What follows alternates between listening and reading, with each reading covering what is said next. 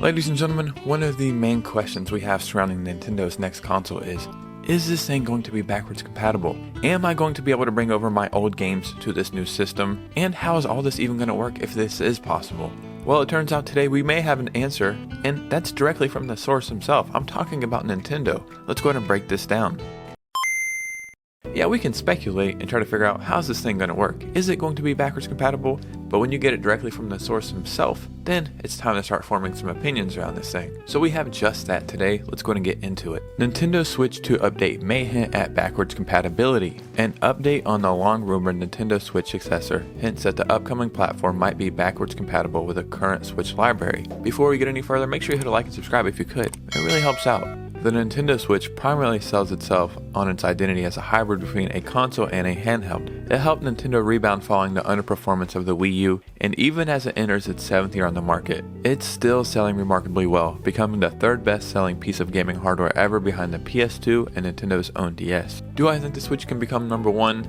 I don't even know at this point. It kind of depends how long the Switch will be supported. Like 2-3 more years, maybe. But then they would have to discount this thing heavily. I'm talking about like $150 for a Switch, $200 for a Switch OLED, and I just don't ever see that happening. Inverse recently interviewed current Nintendo of America President Doug Bowser on a variety of topics ranging from the reason why Nintendo is not unionized, to the recent release Super Mario Bros. Wonder, to even a small tidbit about the Nintendo Switch successor. Every time I see Doug Bowser's name, I laugh. I know, childish, probably, but it's just funny to me. This is like somebody at Xbox being named Johnny Halo or something. It's so random. While he refused to comment on any of the rumors, Bowser did state that each new prior console required players to create a whole new account, whereas the current Switch Nintendo accounts are intended to be a long-term thing. So, the Switch, you needed a new Nintendo account. Wii U, new Nintendo account. 3DS, new Nintendo account. The Wii, new Nintendo account. The Switch account you have now is going to be the same account you have on the Switch 2, Switch Pro, Super Nintendo Switch, whatever the hell they call this thing. This is a good thing. I'm pretty sure Furukawa said the same thing. Essentially, this statement is nothing more than a reaffirmation of Shintaro Furukawa's prior comment, confirming that the Switch successor will reuse Nintendo accounts in order to smooth out the transition between consoles. However, this does hint at backwards compatibility, as if the account is carried over, then more than likely the eShop library will be too. This, again, a good thing. Me, myself, I own like 25 games digitally on the Switch. I know there's people who are into the hundreds. I don't want to have to rebuy these games. I won't rebuy these games, but they're still good games. There's no way you're going to want to go to a new console and just leave all that behind, because there's no way you've played all those games yet. There's stuff you put in your backlog, stuff that you're going to play in a couple months, in a year from now. Games go on sale, you pick them up, you say, I'll play that sooner or later.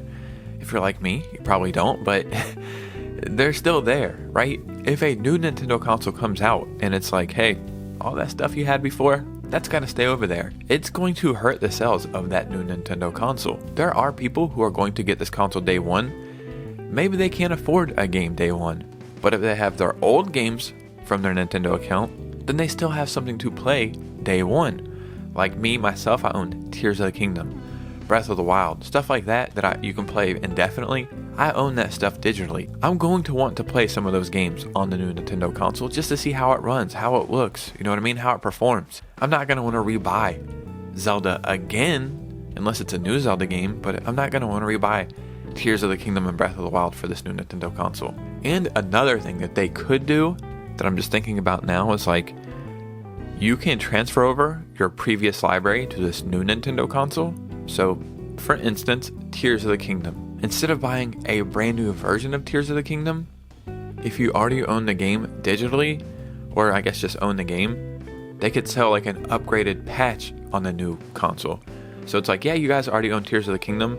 If you pay $15.99 or $19.99, we're going to do an update on this new console, and you're going to be playing like the next gen version of it, similar to how PS5 does stuff with PS4 games. Like, you can put a PS4 game in, buy the updated version, and play the PS5 version of it. That actually makes a lot of sense now that I'm sitting here and pondering using my old Jimmy Neutron Brain Blast moment. That leaves a whole bunch of opportunity open. And that's not even to mention like all the apps and stuff people own, like YouTube and Hulu, and all the free games you own, like Fortnite and Apex and stuff. I would just like all that to transfer over, because It's just the easiest thing. I don't want to have to go, one, rebuy all these games. I probably can't even remember all the games I own. And two, it's just an easier experience for users. You don't want to make your next console confusing for a consumer. You don't want people to have to buy all these games again too. Like, yeah, as a business you want to make money, but if you're pissing off the customers, you're not going to make any money. So it just makes the most sense for this thing to be backwards compatible.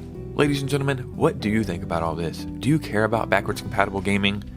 Do you own your stuff digitally, physically? I would love to hear from you guys. And remember, Halloween night, we're going to have a huge stream on Twitch.